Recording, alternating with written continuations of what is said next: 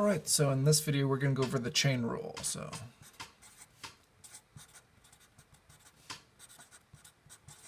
we've already covered the power rule, the product rule, and the quotient rule, and those will be rules that we may have to use in tangent with this to solve some of these problems. So if you're not familiar with those, please review some.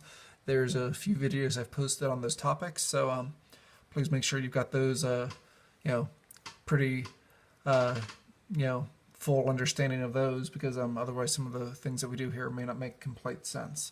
So in the chain rule, this helps us to break down a composite function and figure out what the derivative of a composite function is. So we have a function where we may have f of another function being the inside function of g of x.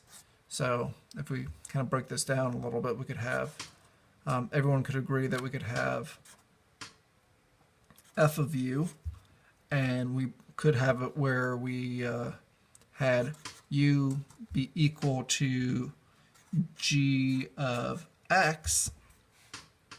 So really f of g of x is really just like f of u when u is equal to g of x. So the chain rule states that if we have this composite function with the inside function here and then the outside function, that if we wanted to solve for dx of this, find the derivative of f of g of x, that would be equal to the derivative of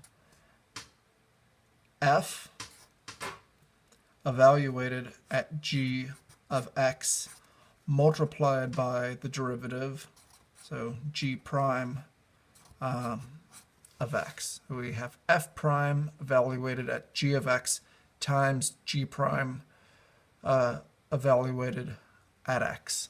So it makes sense that we can't just take any f prime. It has to be evaluated at the inside function for this all to work out. And there's proofs on this, but that's beyond the scope of most calculus classes. As you get into analysis, that would be something that you could look forward to. But just take our words for it. Here's the definition, and this is meant to make your life easier. All right, well, let's run through some problems. So let's take maybe a relatively simple problem at first. Let's say we had, f of x equal to x plus 1 times 99.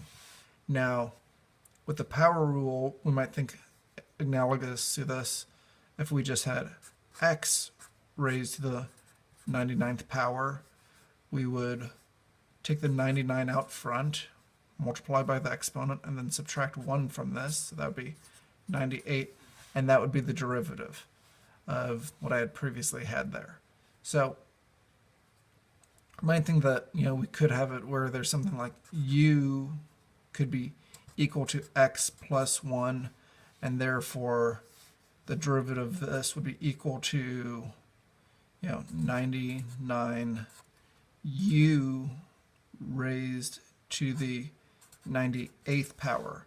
And then we could plug in x plus 1 for u and be done with it. Now, this works out in a special case because the derivative of the inside function actually is 1. So x plus 1, the derivative of this is going to be 1 because of the power rule. We have x, which is an exponent of 1. We multiply by 1 out front, and then we subtract 1 from this. So x raised to the 0th power is 1. So the derivative of, take x dx is going to be equal to 1. The fact that we add a constant term here doesn't change that. So this is kind of a special example of where the derivative of this is going to be 99 x plus 1 raised to the 98th power multiplied by the derivative of what's inside, which in this case is just 1. So that's a way to kind of like start thinking about this. We have to multiply by the derivative of what's inside. And when we first learned the power rule, we were doing this, but we didn't explicitly state this because it's just implied that it's multiplied by 1 there. Let's try another example. Let's try example number 2. If we had something like 4x squared plus 1 raised to the 7th power. Now we know that the derivative of what's inside is not going to be 1 because we have this squared term and we have this 4 up front. So it's going to be a little bit more complicated. So it's important to be able to look at what's an inside and outside function. So the outside function is going to be the 7th power. And we know by the power rule that we will pull the 7 out in front. And then let's just write the inside function, which is going to be 4x squared plus 1. So we pull that 7 out front, and then we subtract 1 from that 7, so we get 7 minus 1, which is going to be 6 here.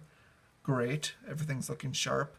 But then we need to multiply by the derivative of what's inside. So the derivative of 4x squared is going to be, let's see, 4 times 2. We can write that out.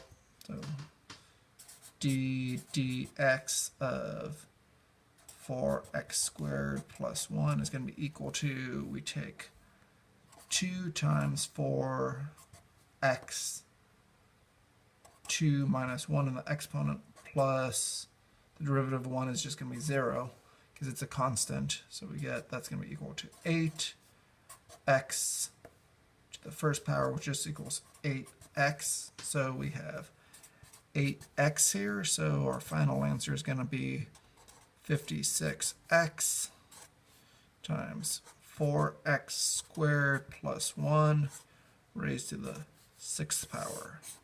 So I hope that this helped. If you have any comments or questions, you can leave them in the comment section here.